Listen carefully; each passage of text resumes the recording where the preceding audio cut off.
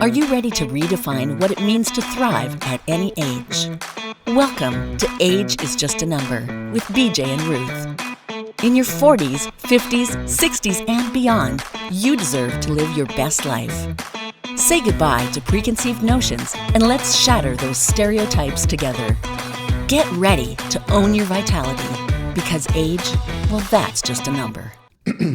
Hey everybody, it's BJ. And Ruth. Thanks for joining us today. And hey, I just want to thank you all that are subscribing and just encourage you to subscribe so that you stay up to date on everything that we're talking about. We're doing regular episodes, obviously weekly, and sometimes there's going to be a couple coming out every week. So, are we doing 2 per week? Well, we're heading for that. We're heading for that. So that's our goal, that we're going to start putting out 2, and maybe we'll get to 3. We'll see. But you don't want to miss those, so make sure you subscribe so that you get notifications when they do come on. And because we have lots to say. Yeah, we have lots of stuff to say. And here's the thing, with the whole health and fitness, it's more than you're going to cover in 15 minutes or 10 minutes, and it's more than you're going to cover in one session or maybe even 10 sessions. And a lot of stuff we have to hit the preliminaries before we can get digging into more detail on stuff. Yeah. So, for example, we did an episode about nutrition, health and nutrition, because somebody reached out to us, one of our viewers, and asked us specifically about questions about how to manage their nutrition with their busy lifestyle. Right. And we can give you some ideas and some rough framework, but to really dig into it is going to take more than one episode. So, and more time than we have with you guys right here. But so that's why you want to subscribe also, so you don't miss any of that. And because today we're going to talk about body parts and working out body parts versus a full body workout. Full body work. And you don't have your notes with you today. I don't have notes today. Oh, wow. We're winging it. I think... I'm just giving him a hard time because I never have notes, and you often have notes. I often have notes. So we're the extreme of each other. Okay. We'll just, sure. Okay. Okay, so let's talk about a full body workout to start with. Yeah. Which is, as the name implies, you work out the whole body when you go to a particular session at the gym. And a lot of people would think of that as being more of circuit training, where you're going to do something for every body muscle group. Mm-hmm. But in that 30 minutes or 60 minutes, you have covered the entire body. Sure. Yeah. And that's part of it. I think the other thing when it comes to full body workouts is you're going to do more large compound movements. You should be. Right? Yeah. Yeah. You're not going to do a full body workout where you spend the majority of your time on forearms and calves. No. Right? No. So the idea is you're going to... And one reason people do the full body workout, and there may be others, but one of the reasons is it's a time thing. I was going to say the main reason is because of time. So if someone is trying to fit a workout in and they only have so much time per day or so many days per week, then it's a great choice to make. Yeah, if you want to hit your whole body twice in a week, and you don't have whatever your schedule looks like, it's not realistic for you to go to the gym 3 times or 4 times, whatever, 5 times, then you might want to consider that. Yeah. But the thing to keep in mind about the full body workout, it's good for your whole body, but it's tough to really specialize in body parts or target certain areas because you're covering everything. So you need to get through a lot of stuff in the time that you have. Yeah, so you're factoring in why you would want to put that kind of workout in. If there's a time issue, if there's a commitment issue, and the other is just being mindful of what your goals are. If your goals are more or less to maintain or to get to a level and maintain, it's a great choice. But if you're wanting to do some radical change, it's not so much a great choice. Yeah, unless, I got to say, I think we did some full body workouts back in the day. Yeah. But we did full blown Yeah. full body workouts, like you're in the gym, just weights. And this is not realistic for most people in even for me now, but like you're 2 hours doing weights. Yes, it wouldn't for me now. Not realistic. Right. I'm in an hour.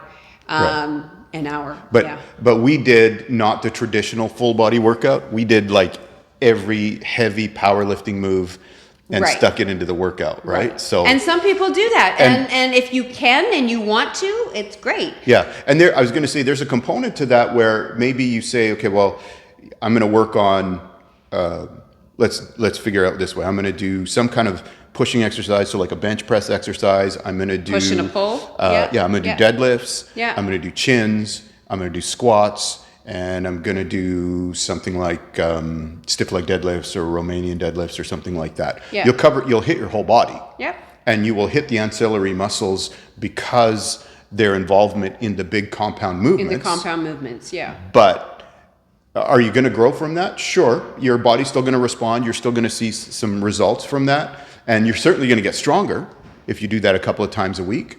But it's different than if you're looking, depending on what you're looking to do in terms of muscle development and that kind of thing. Yeah. Right? So, okay. So that's the gist of the full body workout. There's different ways to do it. There's no, one way I have to do 45 different exercises and be in the gym for the whole day or something like that. That's not going to work for anybody. No. So that, and it's not going to work for your body.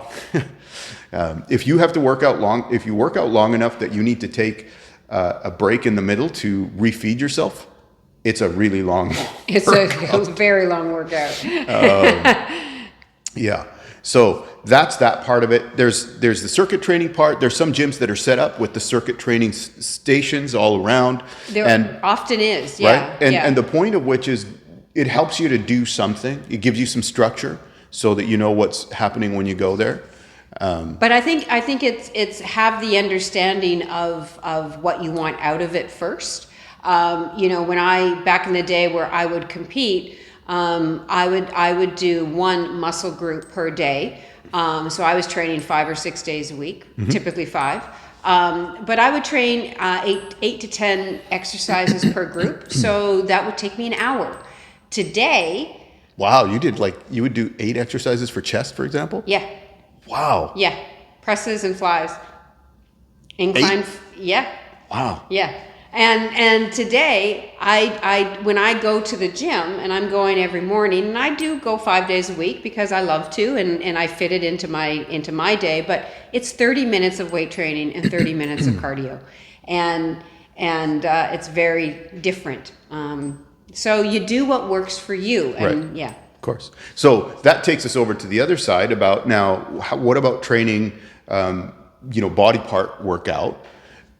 And that's obviously a great way to target your whole body. Yeah. And the whole point of doing a little bit at a time. So let's say you're going to do chest, shoulders, and triceps. The whole point of doing that and not doing a massive long workout is you can either train hard or you can train long. But you typically cannot do both. But you can't do both, no. So what you want to be able to do is train with a reasonable level of intensity and then be done and go home and heal. Right? Definitely. So yeah. that's one of the huge values of the breaking up your body part is that you can focus your time and intensity on that group of body parts. Now, let's just talk about the splits a little bit because some people do it, they call it the push versus the pull. Right? So they'll do back and buys, for example, together. And that's because to do back, you have to pull, and to do biceps, you have to pull. So they're complementary muscle groups. Right. Right? Push and pull. Push and pull. Yeah. So if you're talking about now the other side, the push side, which is chest, shoulders, and triceps, right. Because they're engaged in anything that's pushing. You're going to need to push for shoulder press. You're going to need to push for bench, obviously. You're going to use your triceps as well and do triceps. And then you're also talking about your delts. So you have your front, side, and rear delts. I typically, when I do rear delts, I train them with back. And I train them with shoulders. So, and I train them with back so that I can target them a little bit more. Mm-hmm. We just decided, we being my coach and we decided that I needed some rear delt work, so I targeted them a little bit more specifically. And when I do, for example, when I do traps, I do them with back as well. Some people do them with shoulders. I don't do traps anymore. I'm a woman. I don't want back. I don't want the big. My neck is just fine. See, my neck is just fine. But the point being, I put them together, group them together, and same with legs. Usually, most people are doing legs in one day. For a period of time, I was splitting my quads and hamstrings. And then I would split, and it's interesting that you say that, because I would typically do legs altogether, like legs once a week, and when I compete, I break it down to 2 leg days. One is quads, quads and maybe some calves, but the other one is all glutes and hams. And as a woman, and I'm looking for that glute ham tie-in, the butt, so I would target that. So it's knowing where you're at and knowing what you want to accomplish. For sure. There are so many different ways of doing it. You even talked about rear delt on back day. For me, rear delt was on shoulder day, on delts, because I would take, the front delt, the medial delt, and the rear delt, and I would focus on them together. So everyone's different. There's no right or wrong. It's figuring out what you have want to figure out, and how to get it. Yeah, and figure out what works for your body. Like there are certain exercises that, for me, don't go well with other exercises because of how my body responds to them. Exactly. So you're going to figure that out with experience. Have we talked about coaching? If we haven't, we will. If that hasn't aired yet, we will talk about the value of having a coach, and when you go to the gym, of making sure you get someone to take you through some kind of work. I think we did talk about orientation and coaching. But we talked more, I think, about gym orientation, learning where everything is and how to use the equipment. But to have a coach, just as someone to help you, because there's so many different programs and so many different ways to train. A coach will often tell you about a training journal where you're writing down what you're doing, when you're doing it, how your body is responding to it. BJ, you'll often still train with a book. You've got that journal, you're writing things down. Every time I don't do that anymore, but I used to. Right. I used to, but at a point when I now know what my body is going to do, and I took years of always walking into the gym and having that journal, and I don't use that anymore. Right. So it depends where you're at and what you want to accomplish. And what your goals are and where you're going. Yeah. I think, like we've said from the start, our channel is really for everybody. It's an every man, every woman channel for wherever you're at. But certainly if you're in the place where you've never gone, or you're in the place where you used to go and you're going back, these are things that can help you. And just to understand, there's no necessarily I have to do it this way versus I have to do it that way. There's no set in stone kind of way, but you'll find out as you do this that there may be certain things that your body responds better to, certain splits that your body responds better to. And even if it's where you've taken a break for a while, your body today is different than it used to be. Your memory might say, well, I can do that, but maybe you could before, but maybe today your body's going to be different. So just be open to that. Right. And And the other thing you have going for you, if you used to train, guess what? Your body hasn't forgotten. You have something called muscle memory. The first time I competed, and my coach, was evaluating the physique and everything, and I pulled down my sweats. He's like, I never see you train legs, but your legs look great. And I said, well, that was because when I started training back in high school days, I had a great training partner who was crazy about training legs and training legs like a monster, not sort of training legs, like training legs till you couldn't walk out of the gym. Right. And so that's what we did, because we didn't know any better. Yeah. Right. And so he pointed that out to me, and I knew this, but he said, but all that time that you put in back then, your body still remembers it today. It doesn't forget. Right? No, it doesn't forget. But how it may respond may be different. Yeah. So to put that in context, that's where we talk about weights and reps and things like that. And time under tension and muscle-mind connection. And these are all things that we will be covering. Yeah. So I think that kind of covers it. We've said a lot, but to come back to, there's no right or wrong, whether you want to do it your whole body in a workout, or you want to break your body down into body parts in the workout. I think you have to figure that out based on what time you have to give and what your ultimate goals are for your body. Definitely. Right? Yeah. If your goal is that you want to compete in a competition of some kind one day, the full body route is probably not the way you want to go. It probably won't be effective. For Yeah, you. it won't. You won't have good. You may feel good when you go and work out because you're going to have the hit of dopamine and endorphins, all those things.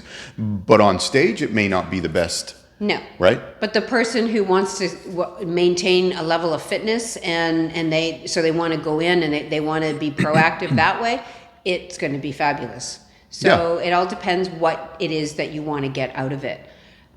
Yeah. Yeah. I'm just trying to imagine you doing 8 exercises for a body part. Yeah. Wow. Yeah. You'd be wheeling me out of the gym. Be like, wow. Old school bodybuilder. It was the person who trained me, and it was that old school. Yeah. No, I get mentality. it. We used to be like 5 sets for everything. And I was 8. Or 5 exercises. Pardon me. 5 exercises and 5 sets for everything. Yeah. No, it was 8 exercises, and it was always, and you'd always start with legs, and then go to back, and then work it. So you started the week with the biggest muscle group, and you worked to the smallest. Yeah. And then if you were you wanted to build up lats, or if you wanted to work on the rear delt, then you would be able to tailor that in there and tweak things depending on what you saw in the mirror. Okay. Hence, bodybuilding for me was more or less body sculpting, creating that physique that I wanted. Gotcha. So. Okay. All right. Well, that's it for today. Again, if you haven't, please take a minute and subscribe so you don't miss any episodes. We've got great content and great information coming up. And after we get over 100 subscribers, as we said, you'll get my protein pancake recipe. We're gonna do I'll the show protein. You how to do yeah, it. we're gonna go into the kitchen. Yes, And the kitchen. and do Or the my protein kitchen. and do the protein pancake recipe. So thank you all for joining us. We appreciate it. We appreciate your time and joining us as a community and helping us build this thing. So And remember, age is just a number. see ya.